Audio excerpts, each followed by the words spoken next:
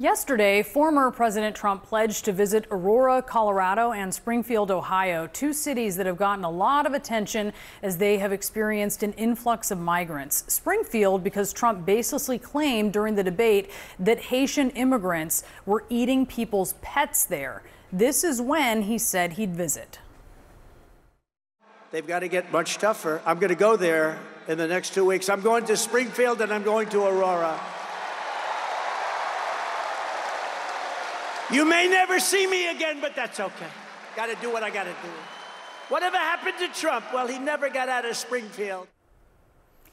You can only get out of a place that you first go to. And that promise to go, quote, in the next 2 weeks is one that we've heard before from Trump. February 2017, he promised a tax plan in 2 or 3 weeks. March, information about wiretapping of his campaign over the next 2 weeks. April, an infrastructure announcement in 2 weeks. And a few weeks later again, over the next 2 or 3 weeks, maybe sooner. Also in April, a Paris Accord decision over the next 2 weeks. May 2017, news conference on ISIS in about 2 weeks. Most of these promises came to nothing. Some happened, but definitely not in 2 weeks or even close to 2 weeks. More recently, in April, this past April, he promised a plan for abortion medication, probably over the next week, that never came. By June, his campaign said not to expect a plan anytime soon. And at the last debate, he was asked if, after years of talking about it, he finally had his plan to replace Obamacare. So just a yes or no, you still do not have a plan? I have concepts of a plan. I'm not president right now. But if we come up with something, I would only change it if we come up with something that's better and less expensive. And there are concepts and options we have to do that. And you'll be hearing about it in the not too distant future. Trump's campaign spokesperson the next day. He said you'll be hearing about it in the not too distant future. When are we going to be hearing about that concept of a plan? Well, as he said, in the not too distant future, and President Trump's healthcare plan can be summarized best by, but I don't have a date for you this morning, John, but I'll definitely get back to you with one as soon as I can. If past is prologue, that could be a while or maybe never, because back in 2020, he made this promise.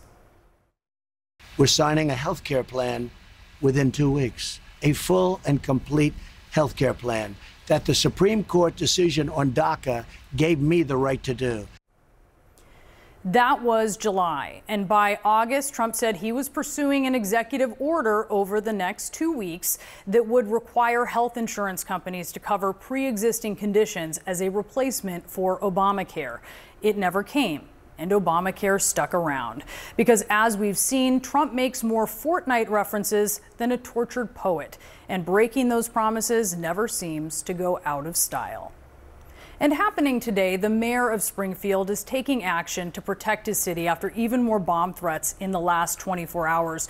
Schools targeted last week. This time it was city businesses. The mayor granting himself temporary emergency powers that give him more resources to deal with these kinds of threats.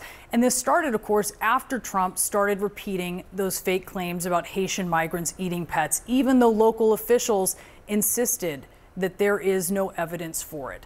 Joining us now is the editor-in-chief of the Haitian Times, Vanya Andre.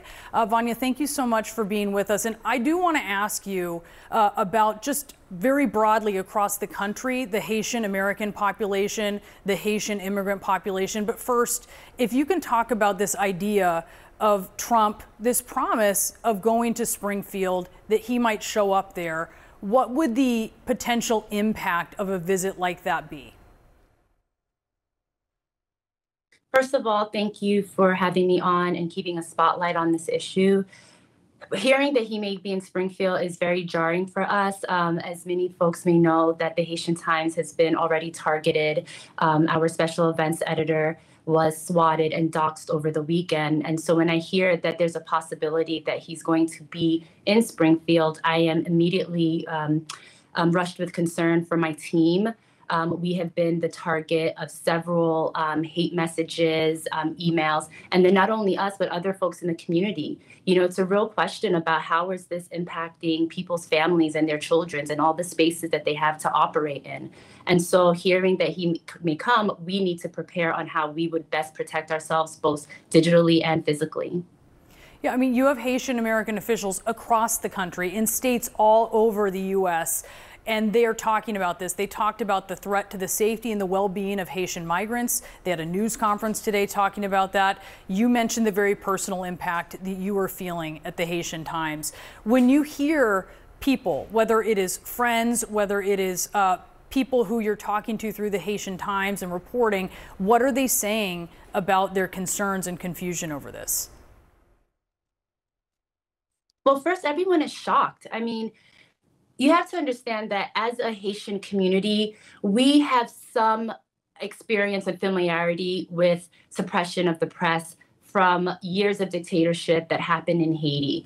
And so when you come to the United States, it's under this impression that you're not going to be dealing with the same types of obstacles as far as freedom of information and narrative building that we faced in Haiti. So a lot of the discussions that have been happening is honestly a lot of shock. Some of the personal conversations I've been having with folks is that, to be really frank, I felt a bit naive by how blindsided we were. Oh, yes. Oh, no, sorry, keep going. I think we just had a little really interference. Blindsided. Oh, sorry. So sorry. Just really blindsided by the level of hate that people are experiencing. And so a lot of what people are thinking about is, how do we mobilize? How do we make sure that even though there are Haitian immigrants and migrants that may not be able to vote, but they have families that have been here for years, for generations, how do we make sure that we're able, one, to protect our community, push back against this rhetoric and this narrative, which has a ton of implications for us in all sorts and facets of our life, but then also taking it one more step level, how do we mobilize and make sure that there are some legislative and actual voter activation efforts that are going to be made to combat all of this? And Vanya, Trump's running mate, Senator Vance, says that he is still calling the Haitian immigrants illegal aliens. We should note that when you look at Springfield, Ohio, these are vast majority people of Haitian heritage who are there legally, a lot of them with temporary protected status. But he says he's using that phrase illegal aliens because even though they are there legally, he disagrees about the process that made it legal for them to be there. We have been talking about Springfield, but of course there are Haitian populations all around the country. What is the impact of saying something like that, sort of undercutting the legality of Haitians who are here in the country? The impact is what you've seen happen in the last couple of days and weeks. Bomb threats. I mean, just today, the vice chair of the Hartford Public Schools in Connecticut was supposed to be on this call, was not able to because there were threats directly to him. And so the impact all over the community, regardless of where these Haitian enclaves are, is that it's a real fear. People are being targeted. Even people who were on panels with us just talking about the election have been targeted. And so thinking about the impact, again, one of it is just really thinking about how can we push back against this rhetoric, this narrative. This is extremely helpful. We have folks that are writing opinion pieces and all over in a majority of outlets. And then also just thinking again, like, how do we make sure that we are connecting the community with any resources that they may need to be able to process what they're going through. One of the things that we did at the Haitian Times is that we created a resource guide for folks in Ohio for mental health resources. So much of this, it's not just the actual threat, but all of the impact that it has on people's emotional health and how they feel safe just operating and existing in this country.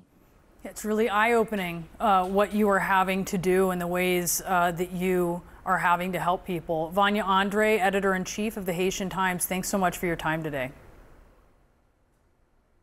Thank you.